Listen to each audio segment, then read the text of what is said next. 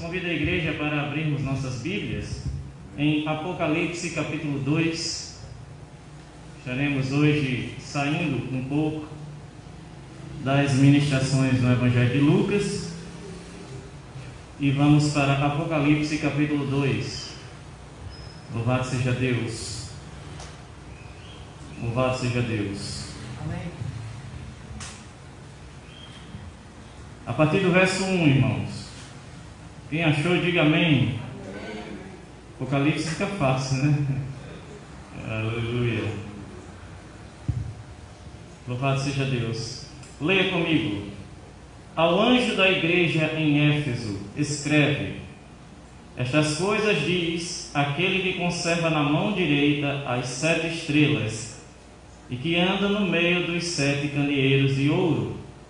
Conheço as tuas obras, tanto o teu labor como a tua perseverança, e que não podes suportar homens maus, e que puseste à prova os que a si mesmo se declaram apóstolos e não são, e os achastes mentirosos, e tens perseverança, suportaste provas por amor do meu nome, e não te deixaste esmorecer. Tenho, porém, contra ti que abandonaste o teu primeiro amor. Lembra-te, pois, de onde caíste, arrepende-te e volta à prática das primeiras obras. Senão, venho a ti e moverei do seu lugar o seu candeeiro, caso não te arrependas. Tens, contudo, a teu favor que odeias as obras dos nicolaítas, as quais eu também odeio. Quem tem ouvidos, ouça o que o Espírito diz às igrejas. Ao vencedor, dar-lhe-ei que se alimente da árvore da vida que se encontra no paraíso de Deus. Amém? Oremos, igreja. Pai amado, justo, santo e fiel, bondoso Deus e eterno Pai, nós queremos te agradecer por essa passagem bíblica, Pai, por estarmos aqui nessa rica oportunidade. Talvez os nossos olhos não estejam vendo de forma correta, nem a nossa mente esteja voltada à sua palavra de forma correta, mas nós podemos, pela fé, Senhor, fazer isso. E cremos, Pai, que o maior tesouro é a sua palavra. Então pedimos, Pai, em nome de Jesus Cristo, que ela seja ensinada pelo poder do Espírito Santo nessa manhã. Em nome de Jesus Cristo, trabalhe nos nossos corações, nas nossas vidas, por tua graça e misericórdia. Amém? Louvado seja Deus, irmãos. Então, meus amados, na história da igreja, que estamos aí completando, quase completando 2000 anos, porque só vamos completar realmente 2000 anos no ano 33, né? Por volta do ano 33. E nesses 2000 anos aproximadamente de história da igreja, a igreja ela sempre enfrentou 3 problemas. Esses problemas são a perseguição, a frieza espiritual e o mundanismo. Esses 3 problemas sempre foram evidentes, eles sempre aconteceram na igreja. Nesses 2000 anos, várias igrejas fecharam suas portas, porque mesmo a liderança vendo ou não vendo, isso aqui se instalou na igreja. A perseguição, muitos dizem assim, é bom que venha a perseguição, porque a perseguição faz com que a igreja se firme no Senhor e se torne mais espiritual. Mas não é bem assim, irmãos. Quando vem a perseguição, muita gente desiste. Ora, veja, nem veio a perseguição em 2020, só veio um fica em casa. Teve gente que foi e não voltou, né? Teve gente que ficou em casa.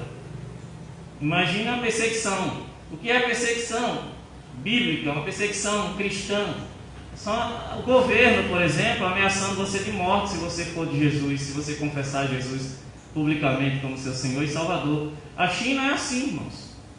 Na China, eles dizem que você pode ter igreja, mas a igreja tem no culto. No culto a igreja tem que ter uma música, uma oração e uma palavra específica para o governador. para o ditador daquele país, melhor dizendo.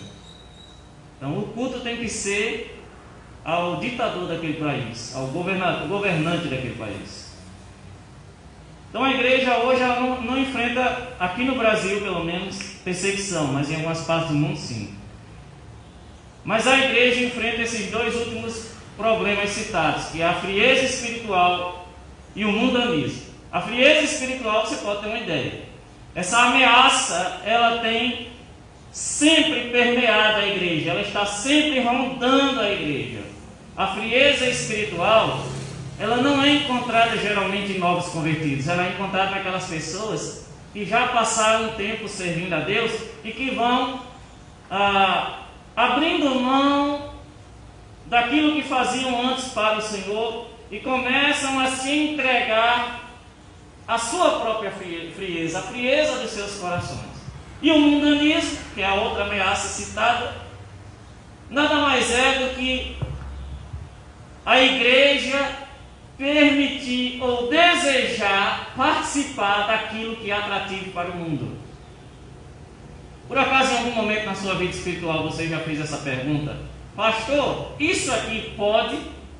Quando fazemos essa pergunta, pastor, ir para a praia e tomar banho no domingo na praia, de biquíni, no meio daquelas pessoas e tudo mais, isso aí pode? Quando você está perguntando isso, você está perguntando assim, pastor, isso aqui é mundanismo, mas eu posso participar um pouquinho?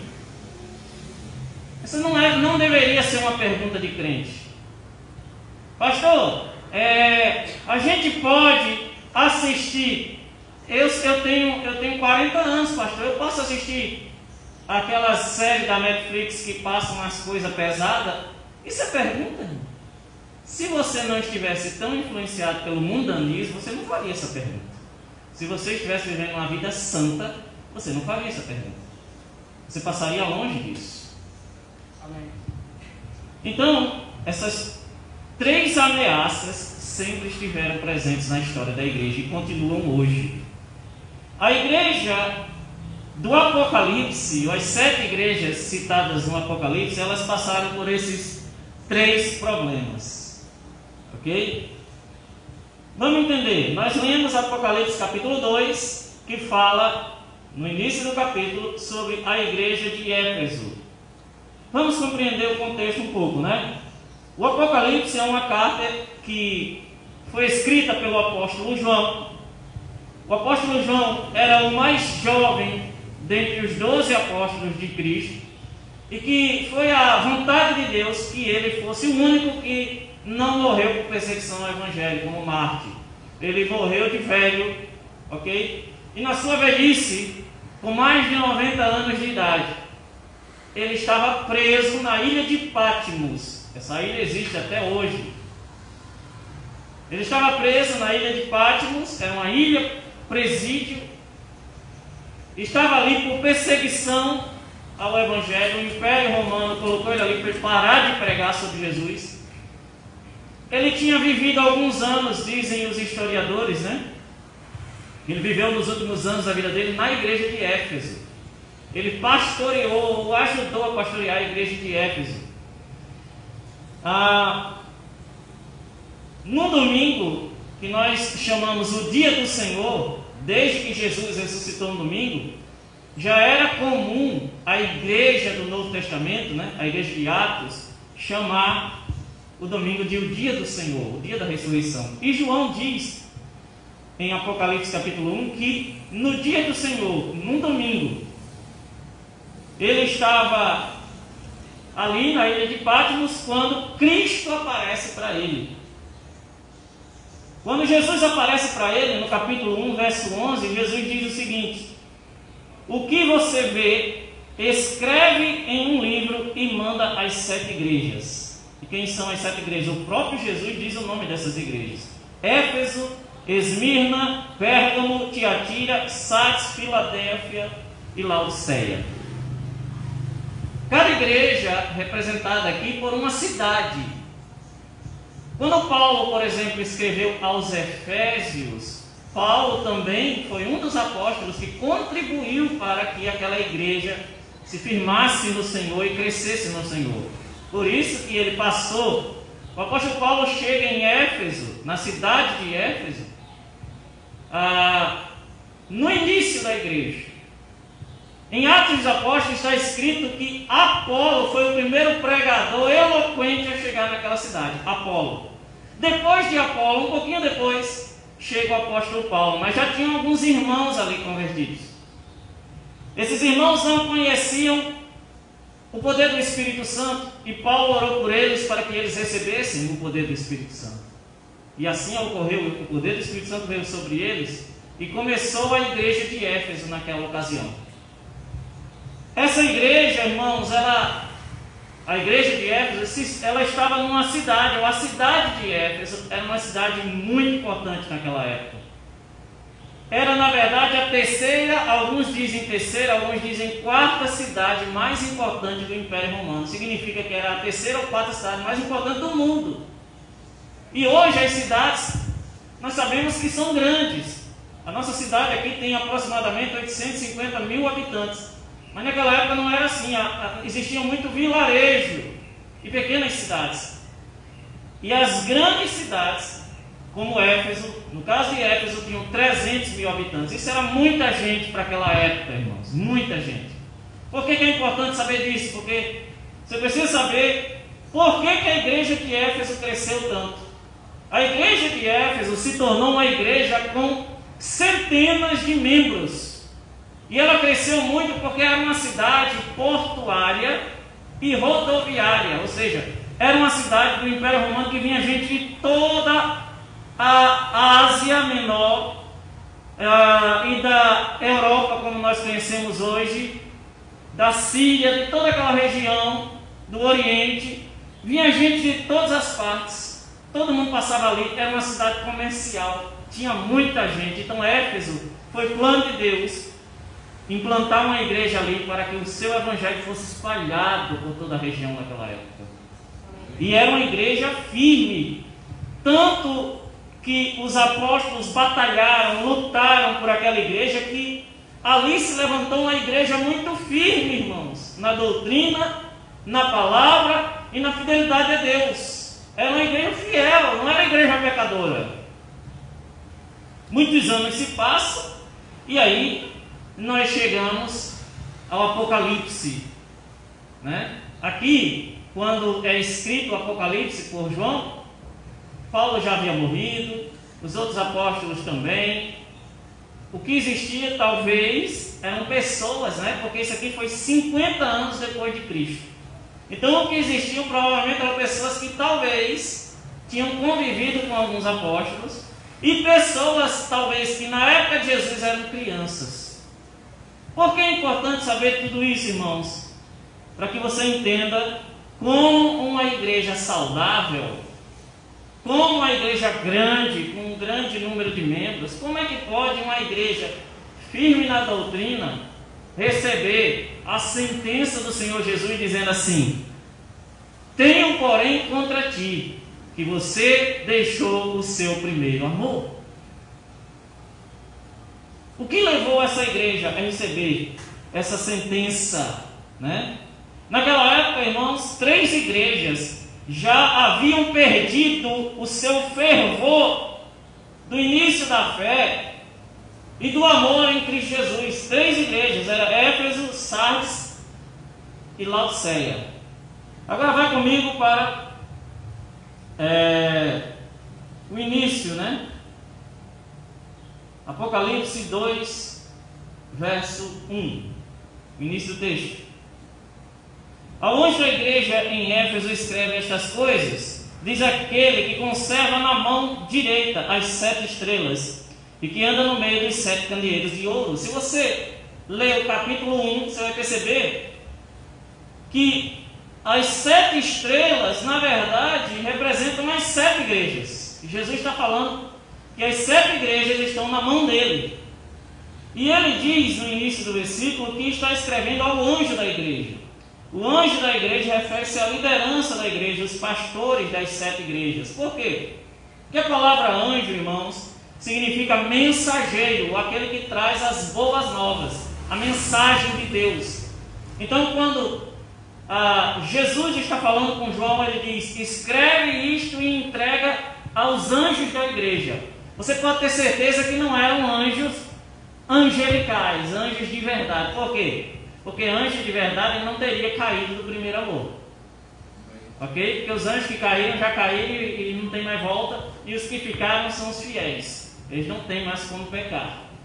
Ok? Então não são anjos literalmente, mas mensageiros de Deus, os que representam Deus na igreja local. Então os pastores, os líderes, que eram não apenas um para cada igreja, mas com certeza vários.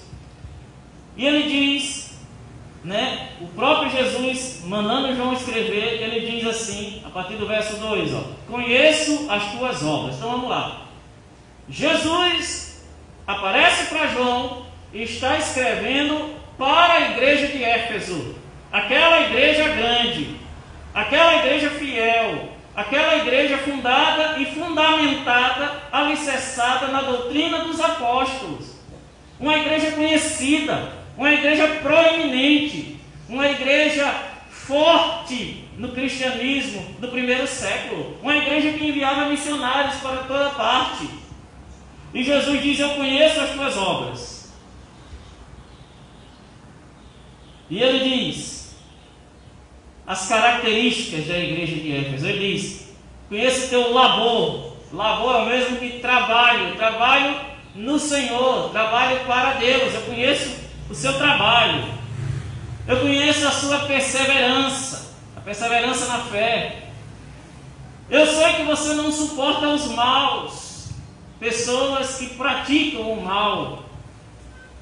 E vocês, igreja de Éfeso, vocês puseram à prova os que se dizem apóstolos. Isso aqui é algo importante, irmãos. Naquela época, dentro da igreja já tinham surgido falsos profetas, falsos apóstolos, falsos ensinadores da palavra de Deus. E o que a igreja de Éfeso fez com esses falsos apóstolos? Apóstolo, a palavra, lembre-se, significa enviados, enviados de Deus para uma missão. Então tinham pessoas que diziam: eu sou um dos apóstolos. Tinham pessoas dentro da igreja que diziam: eu sou apóstolo, eu ensino vocês o que é a vontade de Deus.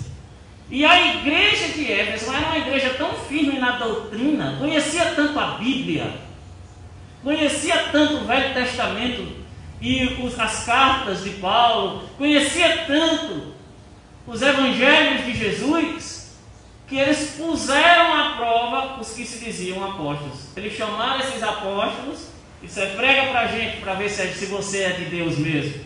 Prega para a gente, para a gente ouvir você e julgar a sua pregação. E quando eles fizeram isso, olharam nos olhos desses apóstolos e disseram: vocês não são apóstolos de coisa nenhuma, pega o beco. Vocês são apóstolos de quem? Só se for de vocês mesmo. Então veja que era uma igreja muito firme, irmãos. E ele diz: vocês têm perseverança. Ele está falando aqui nas perseveranças que são vistas por causa das provas que os efésios passaram por amor ao nome de Jesus. Eles estavam passando por anos e anos e anos de provações, de perseguições. Perseguição pelo Império Romano e perseguição judaica. Mas eles não desistiram em momento algum do nome de Jesus, do Evangelho. Jesus diz: vocês, efésios, suportaram as provas por causa do meu nome. E por último ele diz: vocês não esmoreceram, vocês não desmaiaram na fé, vocês não desistiram no meio do caminho. Então tudo isso que Jesus diz sobre os efésios é como se ele estivesse dizendo: olha, vocês são perfeitos nisso aqui, vocês são fiéis, vocês são uma igreja de fé, vocês são uma igreja que realmente, olha, quem está falando aqui é o próprio Jesus. Vocês são uma igreja aprovada. Porém, aí chega o verso 4. Quando chega o verso 4, irmão, aí eu quero dizer para você que toda essa lista de qualidades, ela é travada, porque chegou o verso 4. No verso 4, Jesus diz: tenho tenho, porém, contra ti que abandonaste o teu primeiro amor. O que significa isso, irmãos? Os efésios perderam o seu primeiro amor por Cristo. Aquele amor que se tem por Cristo quando você é salvo. Aquele amor que se tem por Cristo, que é um amor, meio que um desejo por Cristo, que se tem quando você é evangelizado e que os seus pecados são perdoados e você claramente percebe que se tornou nova criatura e que você sabe que o amor de Deus encharcou o seu coração, e aí a sua resposta é amá-lo também. Esse é o primeiro amor. Quando os efésios, assim como nós, receberam a Cristo, Jesus encheu o coração deles com amor e graça. Porém, irmãos, com o passar dos anos, eles se tornaram excelentes teólogos, perfeitos na doutrina, perfeitos na verdade. Só que o coração deles estava esfriado. O coração deles estava esvaziado, não da doutrina, mas do amor de Cristo. Eles simplesmente não estavam mais agindo em amor.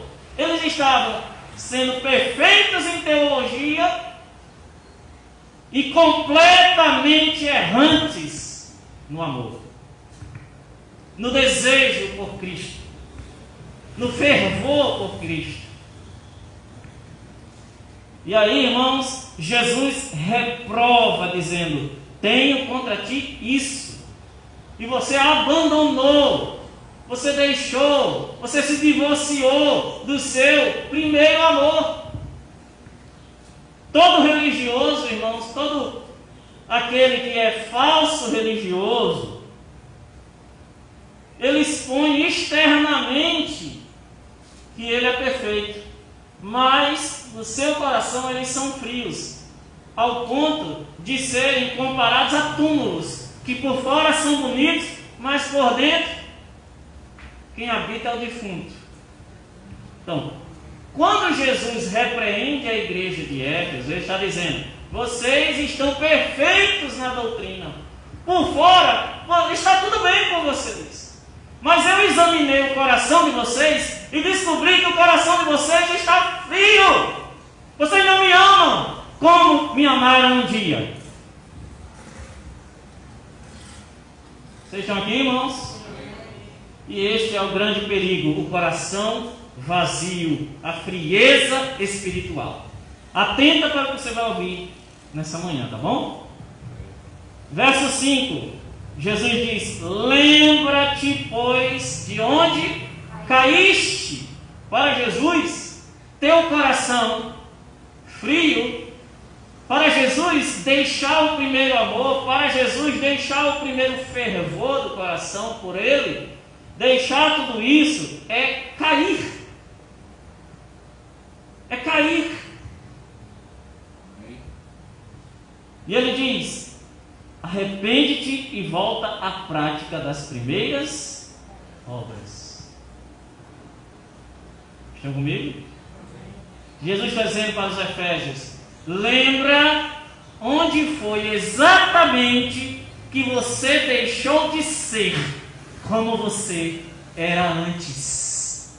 Lembra onde foi que você parou, porque foi ali que você caiu da graça. Foi ali que você caiu em minha presença. Lembra quando você me adorava de todo o seu coração, me louvava, quando você me buscava de todo o seu coração, quando isso era um amor sincero. Lembra onde foi que você parou? Lembra? Lembrou? Pois é, foi ali a sua queda. E aí Jesus diz: volta a essas práticas de antes. Volta a ser o que você foi um dia. Volta para aquele lugar onde você era perfeito. E se você não voltar, eu virei contra ti. Eu vou mover você do seu lugar. Eu vou tirar o teu candeeiro, eu vou tirar a tua luz. caso não te arrependas. 2 vezes Jesus repreende eles, chamando-os ao arrependimento. Arrependimento, certo? Só é anunciado quando se tem pecado. Quando se peca, e que se permanece no pecado, é que se precisa de arrependimento. Arrependimento significa mudança de atitude. Estão comigo, irmãos? E aí, Jesus ainda diz para eles, no verso 6, o seguinte: tens contudo a teu favor, que odeias as obras dos nicolaítas, as quais eu também odeio. Quem são estes, né, irmãos? Os nicolaítas eram uma seita herética que estava se infiltrando na igreja da época. Nós não sabemos exatamente o que eles pregavam, porque a Bíblia não traz essa informação. Mas nós sabemos que as suas práticas, Jesus disse que as odiava. Então, uma seita que estava surgindo dentro da igreja. Aqui não é uma seita que alugou um prédio do lado, não. Aqui é uma seita crescendo dentro da igreja. E Jesus disse que os efésios, eles tinham ainda pontos com eles, porque resistiram a essa seita, impedindo que ela crescesse dentro da igreja. E se você ler as outras cartas do Apocalipse às igrejas, você vai perceber que algumas igrejas já tinham cedido aos falsos ensinos. E a igreja de Éfeso não cedeu ao falso ensino. O problema da igreja de Éfeso, irmãos, era interior do coração. Mais uma vez, eles são perfeitos. Eu quero dizer para você, irmãos, olha para mim. A igreja de Éfeso é a igreja, mesmo com o coração esfriado, é a igreja que todo pastor sonha em ter para pastorear. Porque é uma igreja firme, é uma igreja que resiste ao falso ensino e até uma igreja que denuncia falsos mestres. É uma igreja muito firme, irmãos, conhecedora da Bíblia. Era gente que lia a Bíblia todo dia, que orava todo dia. Mas eles tinham um problema: frieza espiritual. Geralmente, irmãos, quando uma igreja se volta para a doutrina, ela esfria para o amor. Geralmente, quando uma igreja começa a crescer para a doutrina do Evangelho, para conhecer mais a Bíblia, não sei dizer e explicar para você, mas isso é real. A igreja se esfria no amor para com Deus, no fervor. A palavra certa também poderia ser fervor, desejo pelas coisas de Deus. Eles eram fiéis, irmãos, e não permitiram que essa doutrina, a doutrina dos nicolaítas, se levantasse naquela igreja. E no último versículo, Jesus diz assim: quem tem ouvidos, ouça o que o Espírito diz à igreja. Espírito com E maiúsculo é o Espírito Santo. Ao vencedor, dar-lhe-ei que se alimente da árvore da vida que se encontra no paraíso de Deus. A árvore de toda a vida eterna, que existe no meio da cidade santa. A árvore que a Bíblia diz que dela saem os rios da água da vida. Não sabemos quão literal é isso, se essa árvore existe como uma árvore mesmo, ou se é simplesmente algo espiritual. Mas o que Jesus prometeu vai acontecer. Aquele que for fiel até o fim vai se alimentar do fruto dessa árvore. Essa árvore também pode ser Jesus. Nós não podemos aqui fazer afirmações, mas aquele que se alimentar dessa árvore tem a vida eterna. Amém, justos? Agora vamos trazer essa pregação para nós. Vamos aplicá-la em nossa vida. Primeiro, você deve nessa manhã perguntar a si mesmo: eu estou frio espiritualmente? Ou eu sou exatamente a mesma pessoa que eu fui um dia pelo Senhor? Eu me permiti cair? Onde foi que eu caí? Se eu caí, o que foi que eu deixei vontade de fazer para o Senhor. Veja que a orientação é lembrar de onde você caiu. Lembra-te onde caíste, verso 5. Então você tem que examinar o seu coração e descobrir se o seu coração ferve, queima, arde por Jesus, ou se ele está frio. Se ele está frio, começa a lembrar onde foi que você parou, onde foi que você caiu, do que você foi um dia. Meus irmãos, deixa eu dar um exemplo para vocês. Quando eu era criança, naquela época não existia internet. Estava começando a existir na minha adolescência, né? Mas ninguém tinha acesso a isso, era só empresas que tinham. E eu me lembro que quando a gente precisava fazer uma pesquisa, para onde que a gente ia, irmãos? Vamos lá. Para onde? Biblioteca. Eu me lembro de chegar e eu gostava daquilo. Eu gostava mesmo de visitar a biblioteca. Quando eu chegava lá, eu dizia para aquela pessoa que estava lá atendendo: eu preciso de livros do 8º ano sobre matemática, história e geografia. Ela vinha com aquele monte de livro assim, colocava na mesa. E não olhava para você. Geralmente eu sempre encontrei pessoas educadas, olhava para você e dizia: olha, se precisar tem mais, né? E você ia examinar aquilo, e você chegava 2 horas da tarde, saía quando estava anoitecendo, e ainda saía sem fazer a pesquisa que você queria, porque não dava tempo, era muita coisa. Hoje você entra na internet, aliás, você não precisa mais nem digitar, né, irmão? Ok, Google, o Google já vai dizer que você quer, só a pesquisa já sai dado o zoom, né? Você quer pesquisar só aquele determinado assunto e o Google pesquisa para você e traz. Aí eu pergunto para você que está aqui nessa manhã: ainda existe biblioteca, sim ou não? Sim. Mas tem gente lá. Elas estão cheias de livros, mas sem vida. Não tem gente. Biblioteca sem gente é um espaço sem vida, porque os livros não trazem conhecimento sozinhos. Quem está me entendendo? O que aconteceu com os efésios?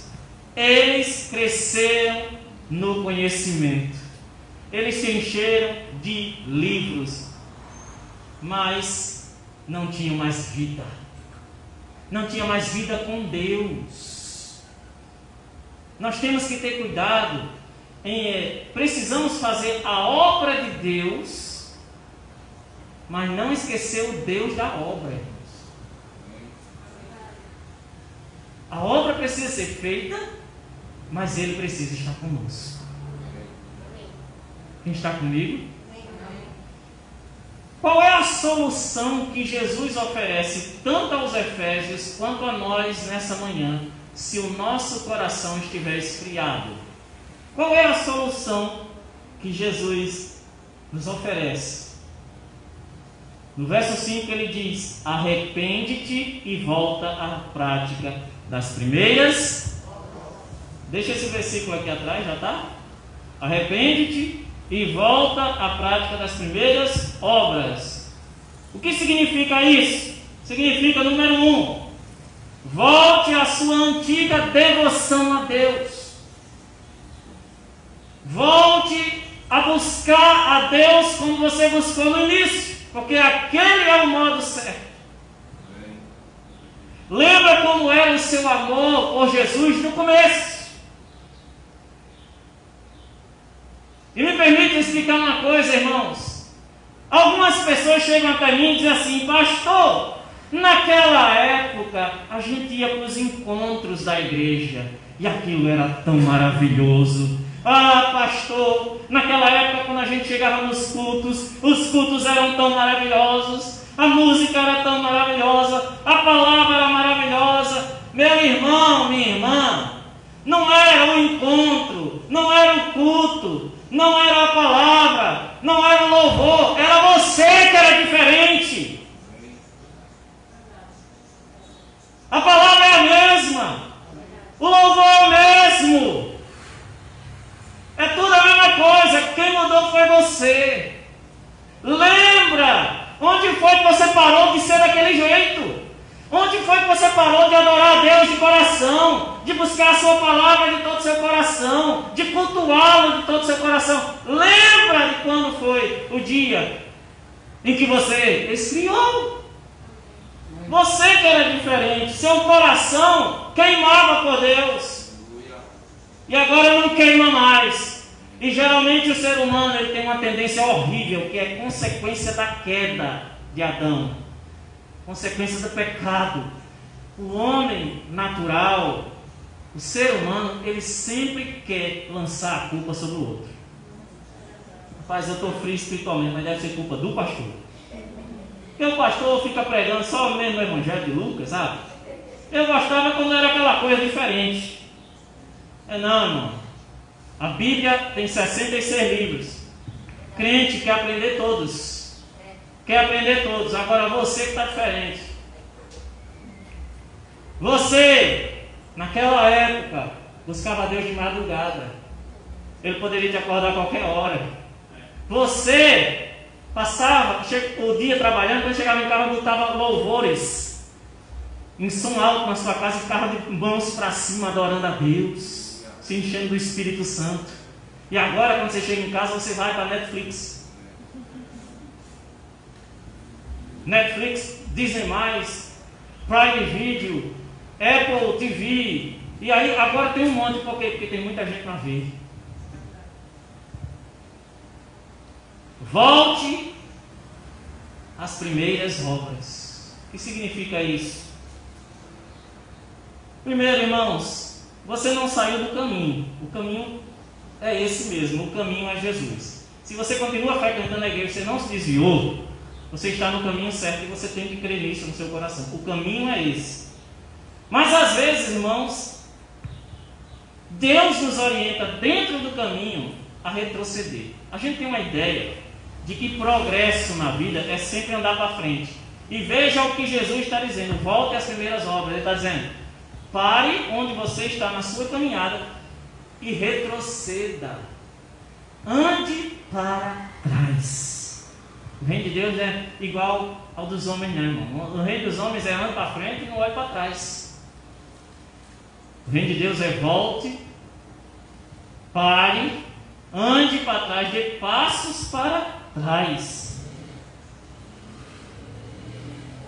Arrependa-se de fazer as coisas espirituais de qualquer jeito. No início você não fazia de qualquer jeito. Eu pergunto para você, quando você era novo convertido, nos primeiros anos da sua fé, nos primeiros meses, você orava como você ora hoje? Você lia como você lê hoje? É disso que Jesus está falando. Arrependa-se e volte àquilo que você era. Para e retrocede. Você precisa andar para trás. Arrependa-se da frieza das suas obras e volte a ser quente. E volte a ser fervoroso como você era antes. Geralmente,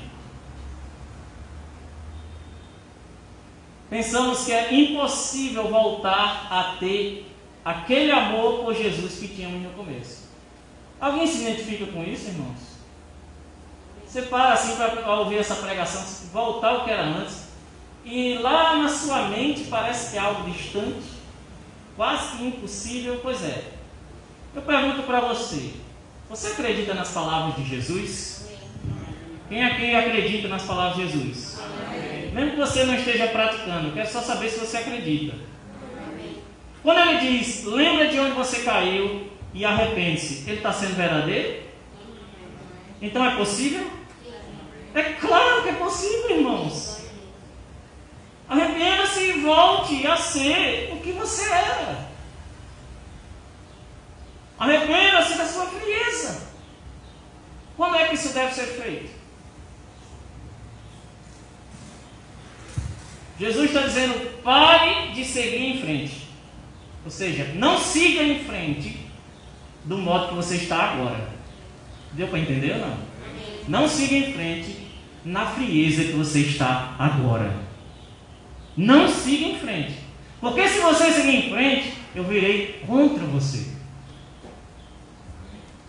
Isso é sério, irmãos. Veja só, irmãos, quando Jesus diz para não seguir em frente, pelo contrário, voltar atrás, é porque simplesmente, é muito simples aqui, nós mudamos o tempo todo.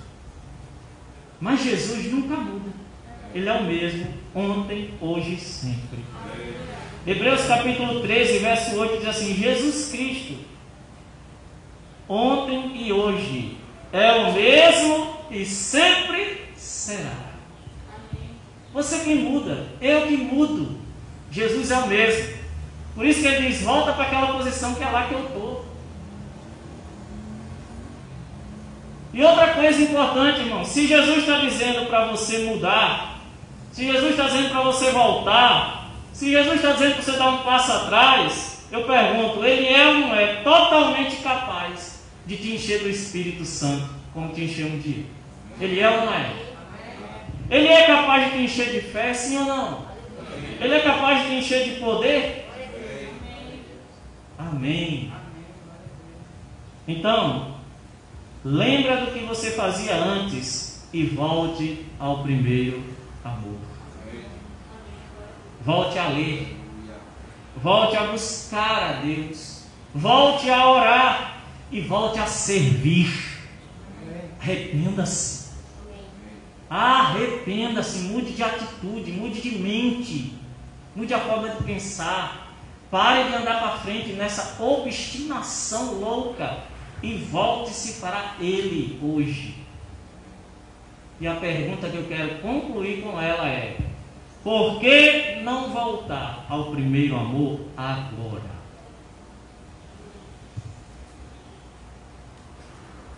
Por que você não volta agora? O que te impede? Não é Jesus. Vamos ficar em pé?